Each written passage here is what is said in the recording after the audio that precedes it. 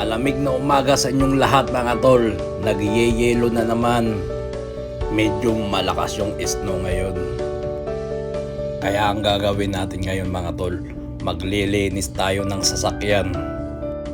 Late na naman tayo makakapasok nito. Madami-dami yung lilinisin natin mga tol.